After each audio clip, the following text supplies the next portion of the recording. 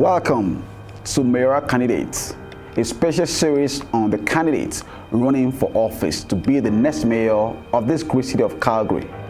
Today, it's an honor for me to be talking with Shaoli Wang, who is one of the candidates for this year's election. Ladies and gentlemen, let's meet Shaoli Wang. How are you, Shaoli? Thank you. I'm good. Thank you, Larry. Thank you for inviting me here for the interview. Thank you so much. So, the first question I have is, who is Shaoli Wang? I'm from China. I'm 54 years old now. I moved to Calgary in 2007, 40 years of age. Wow. I quit my senior geologist job in China, closed my own business, and bring my wife and my son here and become a professional geologist here. But never imagine there can be a day I feel the obligation to run the election, Wow. bring our city back on track. I love this city, so I want to make this city better. That is lovely. You said something about to keep everybody on track, to make things work. That is amazing. Now, the first question I want to ask, which is for the public, is why do you think our citizens in Calgary should get involved in this election? Yes, it's kind of weird. Calgary is a fairly young city and with a well-educated populations. Yeah. And there's one reason I would say is because I have civic experience. There's not at city level, mostly at the federal, provincial level, at least these major parties control the election. Yeah. And none of them can earn your endorsement. You know, that's really a struggle. Last federal election in 2019, actually I checked over 20 of the federal party. I even talked to a major party's leader face to face, asked serious questions about balancing the budget. Yeah. And without a satisfactory answer, I pushed forward to help them, but in vain. Wow. So what I did is, I don't want to vote anyone who don't deserve my trust. Yeah. Not because I don't like the person, it's a party. So I ran that federal election as an independent. That's 2019. And for this election, it's the same thing. I never expected I can't be involved in the municipal election, never. Until late last year, when Nancy said he has no concern about 11% of our residents failed to pay their property tax. I feel offended. Seriously, I take that deeply, personally. So I ran the elections seriously against him. I want to bring the change. And now, I was also hoping for decent guys better than me, but not yet. Okay, cool. That is amazing. I was reading from your website. You said, in your words, I'm running this election as a man of my own, and that you did make mention to a neighbor who was facing the foreclosure. Yes. Tell us about that. Yeah. No, I ran the election for us all. I ran the election, and I stand forward as a man on my own, right? I am 54 years old. I have nothing to worry, and nothing can scare me off. As simple as that. But I can't afford to see one of my neighbors from his name. I guess he's from Egypt. A country has the highest population with undergraduate education. You know that country. And actually, I had their signature in the last federal election for my nomination. Yeah. This time, I also got the nomination.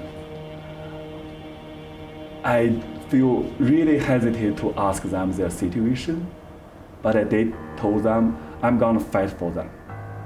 And I put a big sign, about 200 square feet, big sign at City Hall for several days. But it's during the pandemic, I can't go there every day. What surprised me was Though for those people who asked me what I was doing there for, nobody know tax sale until I told them. There are over 500 families in Calgary. Most of them are seniors. Many of them own city only a few $100 property tax. Yeah. It's it's a shame for me. You can't imagine in the beautiful city in Calgary like it here, you have neighbors. 500 is not a small number. That means it's a lot. Yeah, probably 1,500 people, kids. Many of the seniors, they don't own mortgage companies, the mortgage, right? Yeah. Otherwise, mortgage company would come in a few months, not 3 years. And we were in the pandemic. Everything was shut down. Yeah. The clock should be shut down at the time. Yes. I believe. Right? I hope so. I believe. So, but mortgage company will not stop. Why not our city? You can't wait for 3 years. Why not 1 more year? Just leave people at home for the safety of their own and for the safety of the public. I feel really annoyed. So I went to City Hall, put big sign there, protest against them. And I also voiced on Twitter. Many people got shocked. I can see. They are local Calgarians, not like us immigrants. They are local, but most people don't know. And I talked with them. Since I got nominated, I reached out to every candidate, mayoral and council candidates. God responded with about 20 or 30 of them. About 10 of them we had Zoom meetings, some debate, talk about issues, but still almost none of them are aware of tax sale. Scary. Yeah. None of them are aware. In 2020, we have over 2,200 Calgary families lost their house to mortgage companies. Wow. So scary. That means, you know how many? Over 5,000 families. People. Many of them kids. Many of them young families with little kids in school. It is scary. It's a shame when candidates talk about homeless issues, mental stress issues, addiction issues. Yeah. Stop people from going there first, right? Yeah. So that is my point. I ran this election is not for fun, it's not for myself, it's for all people or vulnerable people. Maybe 11%, I guess could be 15% struggling already. Thank you very much for that explanation. It really shows how passionate you are for this city. And while you're talking about the issue of this property challenges, you did mention over and over about the pandemic. We're just coming out of the pandemic. We're even not out completely. And being an artist myself, a community builder and connector, one of the things that is dear to my heart is the issue that art and creativity and culture plays in our lives. During the pandemic, when everything was shut down and locked down, we have artists, musicians, singers, dancers, performing online to keep our mental health and wellness, balanced. So the question I have is, what is your vision, about art and cultural landscape of our city? The city is not liable to even the public arts. Yeah. Why city are doing that for all that time? Because we got an economic boom, and we can't afford some small percentage of those costs, and people love that. Yeah. And during the pandemic, it's even more important because that's something can reach people through the internet. Yes. Mostly. But the last few years, especially the last 10 years, the cities did a job. You know what? We don't feel proud of for public arts. I would believe, from what I can see, most of those issues don't have much of local artists involvement. But the city is deeply involved. It's like the costly Peace Bridge. It's not about this beauty spot. And Beaufort Tower, Blue Rain, a whole lot, mostly related to the cost. If it doesn't cost much, it'll be fine. But when people complain about that, the city take I will say a disrespectful position. Everyone have the rights to express their feeling, right? Like it or not, the price, the implication of the arts, that should be fine. You don't need to promise everyone should love whatever you did. It's never gonna happen. But their defense is you are against arts. No, nobody can be against arts. So you can't attack people for simply people just say something you don't like. And the best thing the city can do is provide some better stuff with reasonable cost. We had a lot, but the recent few years is kind of awkward. And I believe many of our local artists suffer that. Because when people talk about the arts this way, that doesn't make you feel proud. That is wrong. We know who are responsible for that. So I take the position it's the city did a shitty job. Now, can you identify three major, issues that the city is facing right now, and how do you intend to solve them if elected? Three major issues that the city is facing right now. Yes, we do have quite a few issues. But for those major issues that affect everyone of us in the city, I will say first is the overstaffing and overpaid municipal government. The second is the overpaid government caused of overtaxation, the property tax hike that kills business and even families. And the third, I believe, not many candidates would agree with me, I strongly believe that's our overpaid Calgary police service, accompanied with ever-rising crime rate. For the first major issue, the overstaffing, I'm not taking positions lightly, because that doesn't mean any solution. Because cities cost, cities' property tax increase is based on inflation, population, right? That's the issue. So based on that, based on 2003, that's where I have the data from the city staff, full data. Based on 2003, I mean, I'm not talking about if 2003 the city's cost is too high or too low. Just as a reasonable cost as a standard compared with that. Up to 2019, 16 years, our population increased 39%, but the city's staffing increased 47%. So they overstaffed 8%. That would mean not much percent of taxation, right? As simple as that. And inflation is 32%, but the city staff, the average salary increased 64%. That's twice as much. That means your taxation goes up that much, right? How much money it means, dollar means? From 2011 to 2019. 2011 to 2019, that's before the pandemic. So we have some good years, some bad years. So that 9 years, the old city's overinflation and population increase of the salary accumulated at 4.8 billion. In 2019 alone, that's 568 billion. That's overinflation and population compared with 2003. Okay.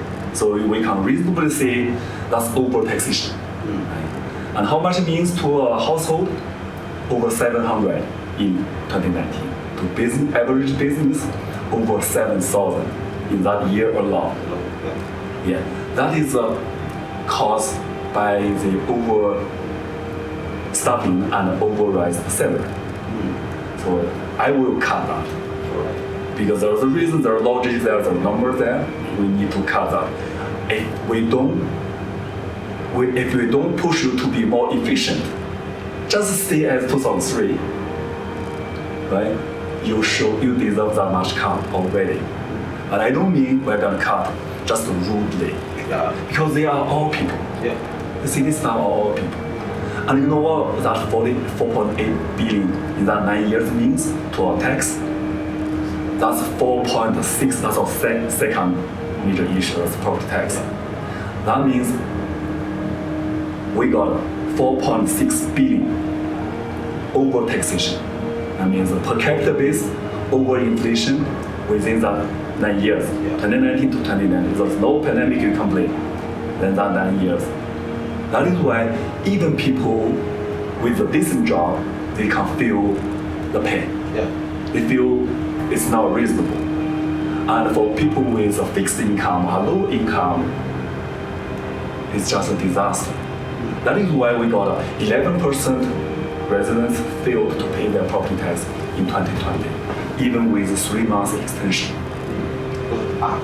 Yes. It's but people feel the pains are slowly. Because when people can't fail to pay their property tax, you don't hear people go to the street and tell people loudly say, I can't pay my property tax. People don't do that. The media ignore that. All 15 city councils ignore that. Most of our candidates at this election ignore that. That is scary. I don't blame them, because everyone have different opinion, different position, different feeling. If they don't know a neighbor like I know my neighbor, you can't blame them. Exactly. But because I know that, because I know the issue there, I feel the liability. And then the third major issue is for Calgary police.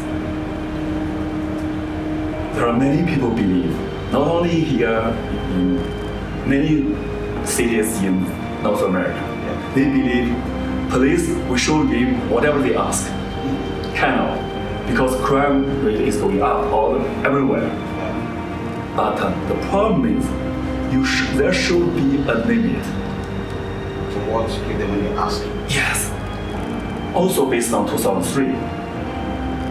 By 2019, that inflation was 32%, but all per capita policing cost goes up 87%. That's 2.7 times of that. That is why people say we are paying too much. And in 2019, we paid $570 million to our Calgary police. You know how much that means? That's 150 million over population and inflation increase compared with 2003. 150 million. 150 million, that's a whole lot. But the problem is, crime rate goes up. You don't hear any community feel as safe as in 10 years ago. So why paying so much when the crime rate is still going on? That's a bad cycle. If crime rate goes down, they got no excuse to ask for more budget, right? Whenever you see they ask for more budget, they say, oh, because crime rate goes up, because of violent crime goes up, because we need more staff. That means that their excuse is for the budget, so it goes together. More crime, more budget. More budget, more crime. That's the only way they can go up. So, but because they are out of control from our city, you never seen city council or mayor turn tough against our Calgary police. Never.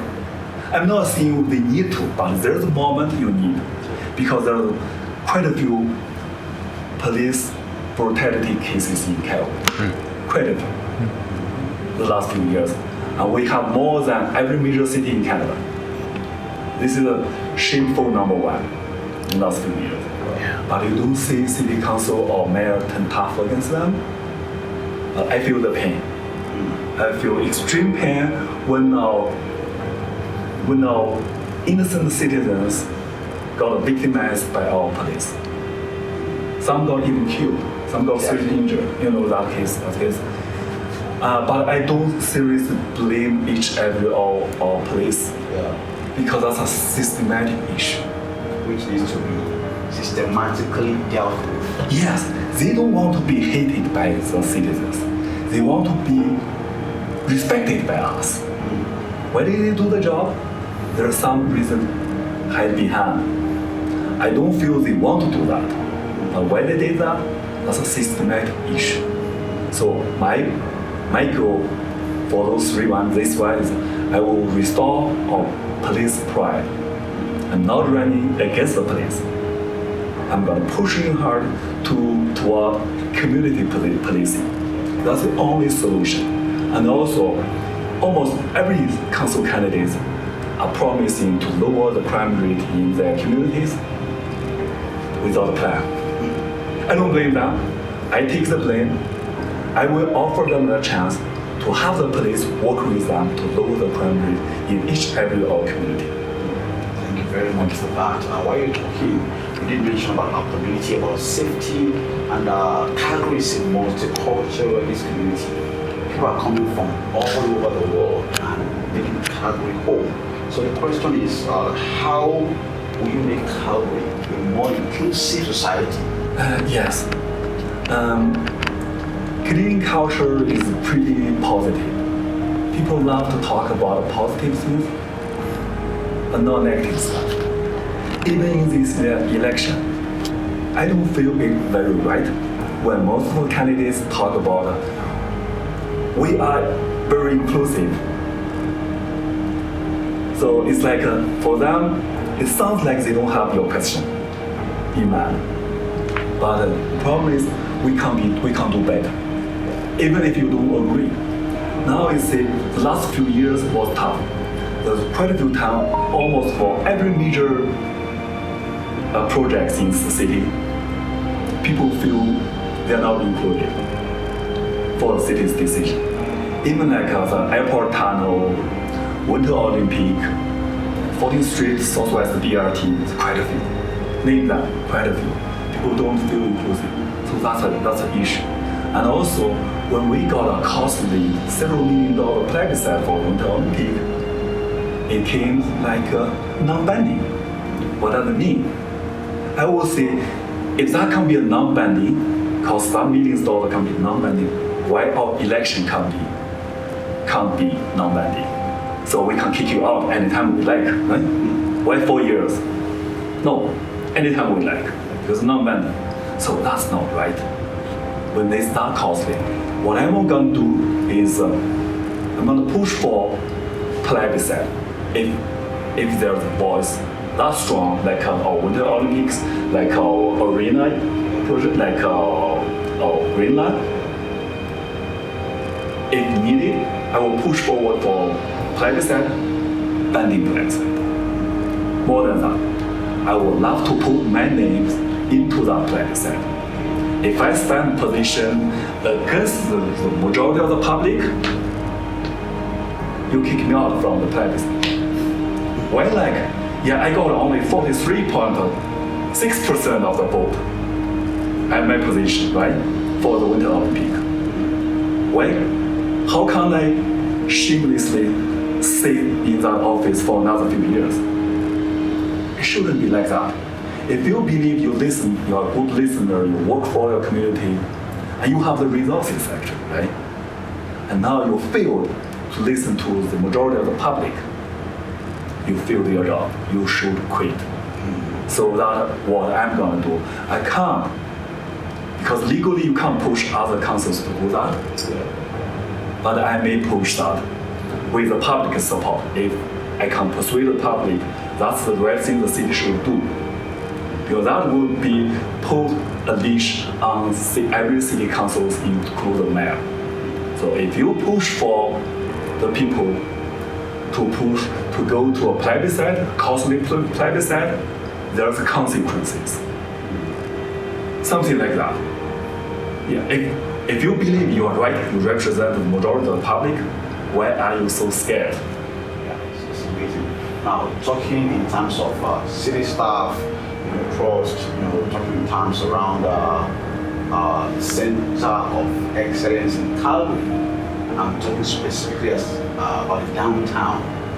What are your future plans to make our downtown more active and lively? The plan for downtown Calgary. I will say that should be a major issue here in this election already. Because the current city hall are misleading the public. I can explain that very simply. You will see the 29% vacancy rate is a big problem here in downtown. They want to fill that, but they want to fill that by the way to turn that into residential apartment. That's the wrong way. People don't go there just for an apartment. They go there for a job. Downtown is a place for our business, for jobs there. When you got a decent job in downtown, what are you gonna do? You're gonna move out of downtown. If you don't have a job there, it doesn't mean much to you to move to downtown. I used to live in downtown my first few years, and when I got a decent job as a geologist, and then 2 years later, I moved out of downtown. So when we talk about how economic recovery, I would say that's a 3 levels government job, right? You can't do that alone. But at city level, there's something we can't do, and we must. I have Cayman Islands in mind. You know what? They have only 5% of population, but they have twice the number of business we have here. Why? Because no tax, no income tax, no corporate income tax, no property tax, right?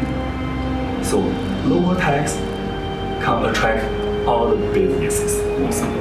Because more businesses are movable in this time. A lot more businesses are movable across countries, across even oceans. So if you can lower your tax, lower the cost, lower the crime rate, and provide better essential service, people are gonna come. So if not, they live like they did years ago in industry, like when the province raised the tax, companies move to Saskatchewan. As simple as that. I'm not saying that's right or wrong, but that's the economics. While you were talking, you were saying something about creating an enabling environment, and that leads me to the next question. What is your plan to keep youth in our community? Because we have a lot of youths who are not productively engaged. So what are your plans to get them engaged in, and then to raise opportunities, that's available for them in terms of securing jobs, affordable housing, and on like that? Yes, all youths are suffering seriously. During my last federal election and during my nomination in this election, I talked with many leaders. You know what? The tough situation is we are having more young adults got stuck with their parents because living cost is too high and job pays too low. City can't afford to provide a specific support to any group of people, mostly for young, for old, because it doesn't solve the issues from the root. So the issue is the economy. Our best bet is an economic recovery. Thus, anyone can afford. A decent job means a decent life. A decent job can make housing affordable for whatever your age, and make your job economic recovery can make your job more secure, right? It can make you more movable between jobs. Yes. That's the thing. So, but city play only part of a role in the economy. We can't blame federal provincial government. We did all the best in every election already. Not much option, right? But in city we have the best chance because there's no political party involved. Every single decent person can stand up and help us all, as a mayor or as a council. So I personally encourage many to run this election, even for mayor, same thing to me. So we can got a better chance to the better candidates, and we have a better chance for recovery. Thank you very much. Economic recovery. That is good. Now, we've been talking, and I just want to lighten things up a bit. I want to ask a very fun question, and I have one more question that is kind of not fun. And the fun question is like, do you have a story, childhood story, or favorite food, or what? What story do you have that is very, very, dear to your heart that you want to share with the audience? My favorite food is handmade noodles. I used to make that every day, but the recent years I feel too busy to do that. For childhood funny stories, I do have one. I don't have an answer for not many years. I can remember that I was at grade 4 or something, 8 or 9 years old. One day, I used to go to bed very late. Very late. I don't like to go to sleep. I'm a kind of guy like that. Why so? It's like my mom said because I was born midnight. Something. I turned the time wrong, kind of day or night gone wrong. I don't know, but I don't feel sleep. I feel interested to do, curious to everything. I remember one day I was woke up. I was waken up by my teacher, and he pointed me to go out of the class. Oh, you're sleeping in class? I was sleeping in class. I was so sleepy, I walked all the way back home. From school? Yeah, and I can remember from that time on, the teacher never let me go out of class. I don't know why, but my teacher was really lovely. Cool. So, you are running to be a mayor for Calgary. At the end of your term, because there's always a term when you start and you're gonna end. At the end of your term in office, if elected, what do you hope to have accomplished? How? My first 4 years, I was able to accomplish this. I know it's very, very tough to do so many things in 4 years, but what thing do you hope that, yes, I've been able to accomplish this in my short first term if elected as mayor? I do choose to make a promise. That's something I'm determined to accomplish. So the first, very simple, I'm gonna lower my mayor's pay by 20% from 2019 level and stay that all my term. And that's easy stuff. The second, that's a tough issue. That's I will cut municipal residential property tax 15% by 23, say 2 years. 23.5% by 25 from the 2019 level.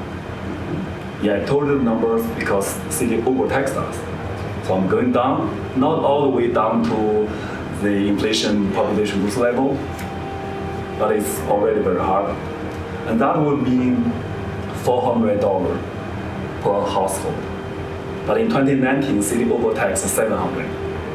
So that's just a portion of that. And I will also lower the municipal business non-residential property tax by 20% to 23, and 26% by 25, the end of the term. That will be about $502,000. But in 2019, city overtaxed them over 7,000. In the same time, I will secure essential service. I will increase that. There's more issues involved in there. And the third is the crime rate. And my plan, I will restore our police pride, lower the crime rate by holding 10% Calgary police budget, pushing for a community policing. And I will ban that 10% budget with crime rate reversely. Push them to work with the city, with city council, and with communities to lower our crime rate, especially our Ward 5, Ward 9 northeast part, especially close to our airport. Yeah, and we have a whole lot of immigrants, border people there.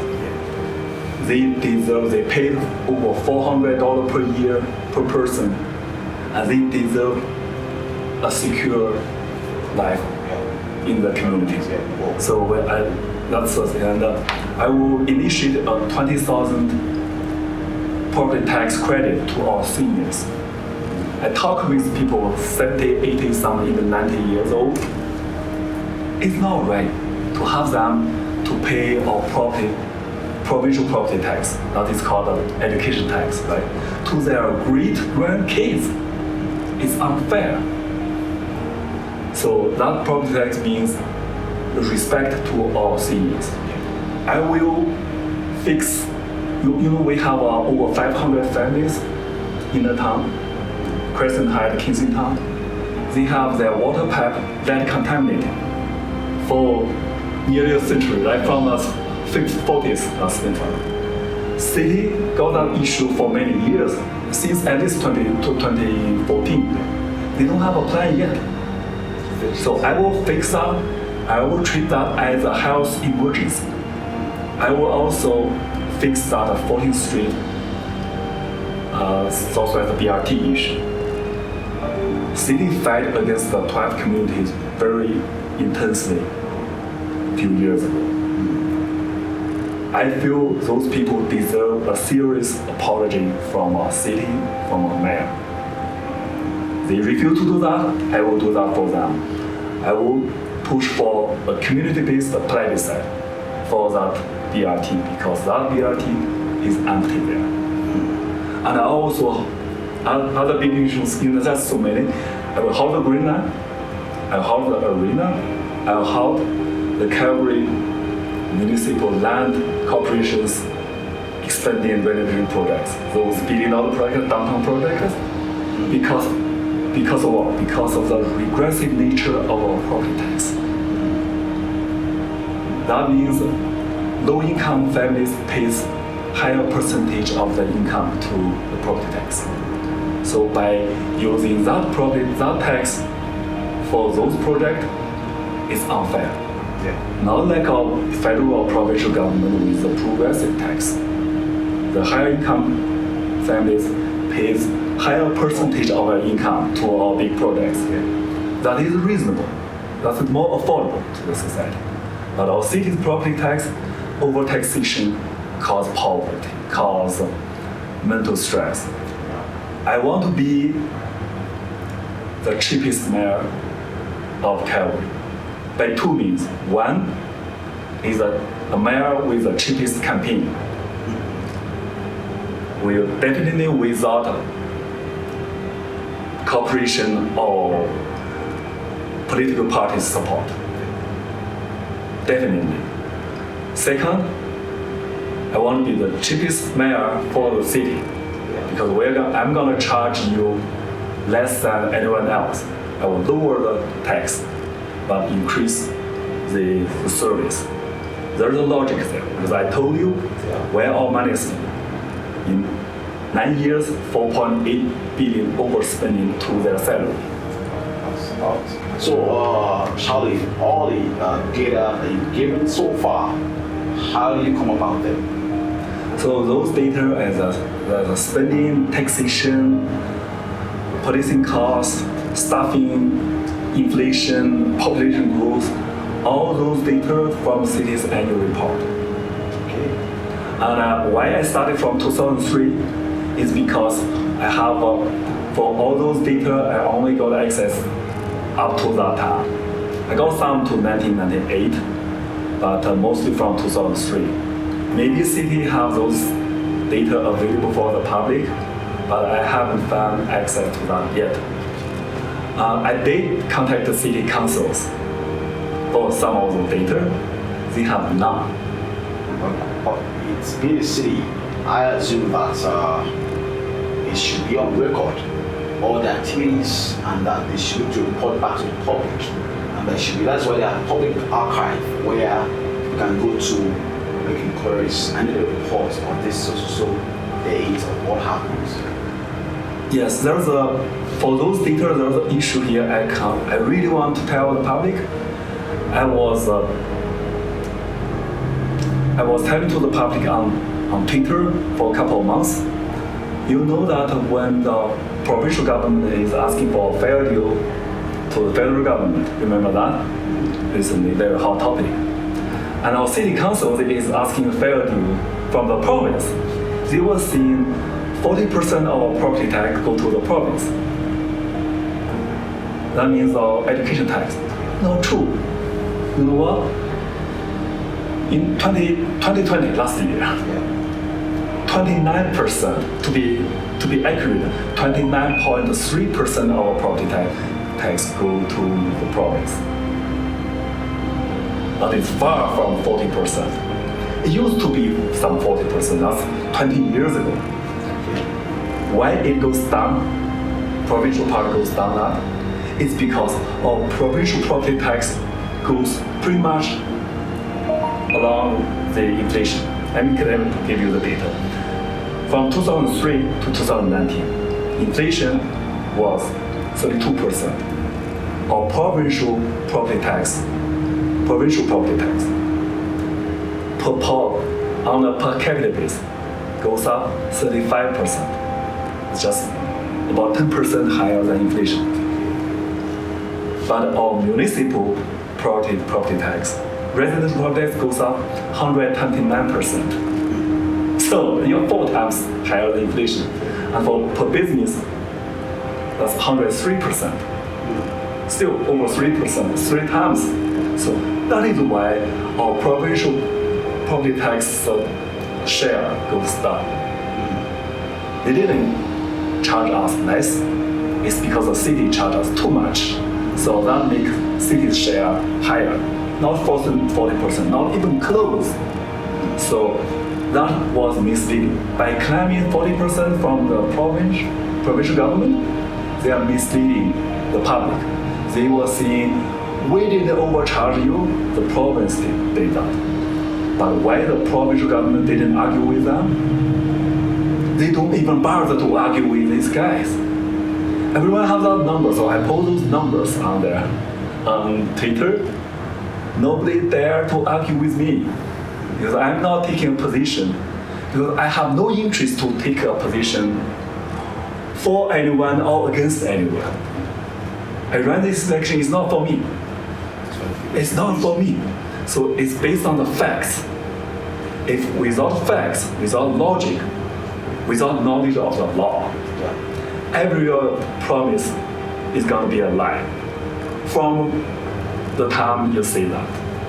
So my plan, all my promise is based on logic, based on the factual information data. You have given us a lot to think about. You've given us a lot of insights as to how robust the vision you have for the city. And I thank you for taking the time to come on this show to share your hearts and minds with the public. And if you're watching us and you want to get to know more about Shaoli Wang, just go to the website and it's on your screen, and then you can reach out to him and then to his campaign team, and then you can get more answers. Until we come again with the next candidates, keep watching My City Speaks to Me, Mayoral Candidates 2021. Bye for now. Thank you.